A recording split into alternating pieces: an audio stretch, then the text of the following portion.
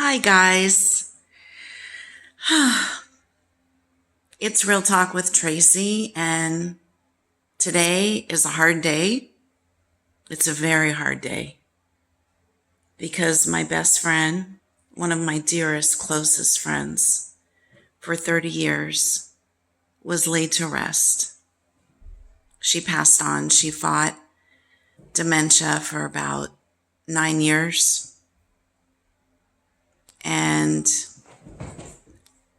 we were mostly on the phone a lot, but I watched her go through it. And I went in my drawer and I was looking at these cards. This one says, "Okay, I'm ready." I'd always get little cards from her. This one said, "This difficult path that I'm going through is made lighter by your friendship. Thank you. Love and kisses." And then I would get just like all these cute cards over the years. Thank you for being such an amazing friend. Another really cute. There's a bunch of them. You make life more fabulous and livable. So glad we're friends. Love, Kim. Anyway, I just want to say my friend was a gem. I wasn't able to attend her service. It was far away. But I wanted to kind of give a tribute to her. She was beautiful on the inside as she was on the outside and vice versa. I met her probably, I want to say 30 years ago. I was working for L'Oreal and she came in and interviewed, and she had such a dynamic personality. So vivacious and witty and smart and quick and funny. And I want to say from that day on, I kind of fell in love with her. She was so special. And every time I got to go up north to work with her, I was so excited and lucky that I would get to spend a few days with her. We both had this incredible love for dogs, for rescue dogs. And we were both married. She had a daughter. I didn't have kids. But we both had very difficult childhoods and very difficult moms. And we really bonded and we really got each other on a very deep level. And I felt like we were sisters. Once I got downsized from the company after being with them for almost 2 decades, she got downsized also about the same time. We maintained our friendship on the phone, and it was like once a week, and then it was twice a week, and then sometimes it was 3 times a week.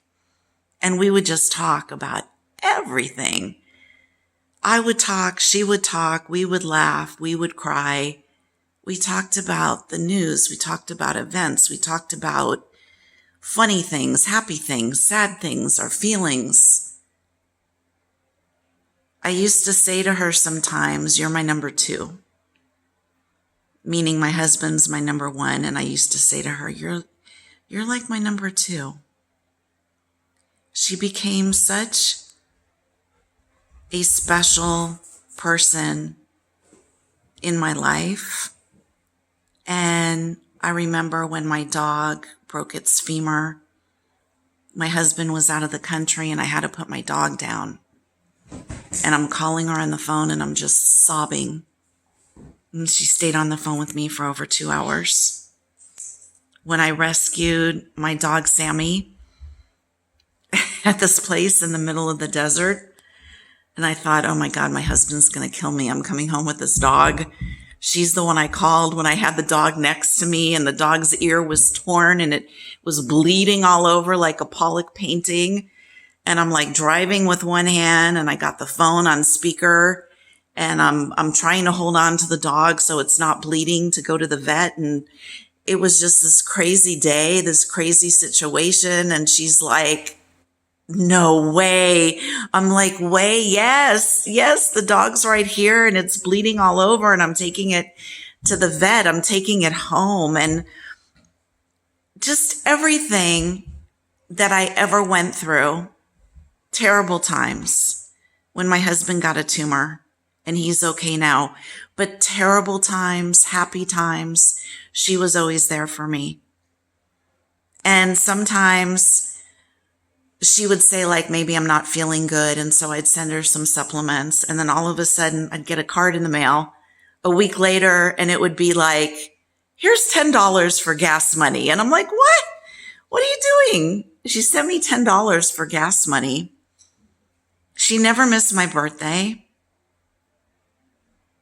She was always so thoughtful.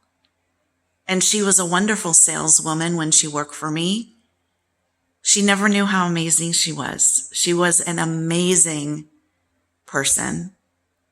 When she walked into the room, she lit up a room. And I just wanted to share just a tiny, tiny, tiny sliver, just a tiny bit about who she was. She was my loyal best friend. And I feel like she was my sister. We had talked about, God forbid we lose our husbands, we would move in together and be like the Golden Girls. And sadly, her husband passed. And then 2 years later, sadly, she's passed. But I know she's going to be my angel in heaven. I know she's going to be watching over me, her daughter, her grandkids. She's just a beautiful, wonderful human being. And I just want her to know, if she's looking down, how much she meant to me. It's priceless. You cannot replace these people. And if you find a friend like this, it's beyond words how special they are. You can't replace them. But I hope the pain will go away and I will just feel happy about thinking about her, about all the moments on the phone, all the talks we had, deep, deep, deep talks sometimes. And what a truly wonderful human being she was. Incredible, incredible wife and mom and friend. If you're listening, Kim, somehow, thank you. You've made my life